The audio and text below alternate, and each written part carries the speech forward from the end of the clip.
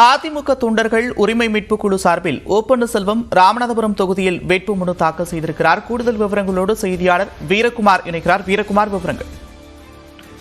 அண்ணா திராவிட முன்னேற்ற கழக தொண்டர்கள் உரிமை மீட்பு குழு சார்பில் ஒருங்கிணைப்பாளருமான ராமநாதபுரம் பாராளுமன்ற தொகுதி வேட்பாளரான ஓ பன்னீர்செல்வம் அவர்கள் ராமநாதபுரம் மாவட்ட ஆட்சியர் அலுவலகத்தில் சற்று முன் மாவட்ட ஆட்சியர் விஷ்ணு சந்திரனிடம் வேட்புமனு தாக்கல் செய்தார். இந்நிலையில் அவர் ராமநாதபுரம் மாவட்டம் மரிசுக்கட்டி பகுதியிலிருந்து தொண்டர்கள் வரவேற்கப்பட்டு ராமநாதபுரம் மாவட்டத்திலிருந்து அனைத்து பகுதிகளிலும் தொண்டர்கள் கூட்டணி கட்சியினரும் வரவேற்பு அளித்தனர். அதனோடு மட்டுமல்லாமல் மாவட்ட ஆட்சியர் அலுவலகத்திற்கு அதிமுக வேட்பாளர் ஜெயபெருமாள் மற்றும் கூட்டணி நிர்வாகிகள் வந்திருந்தனர். அதே நேரத்தில் ஓபிஎஸ் அவர்கள் வந்திருந்ததால் சிறிது நேரம் பதட்டம் நிலவியது.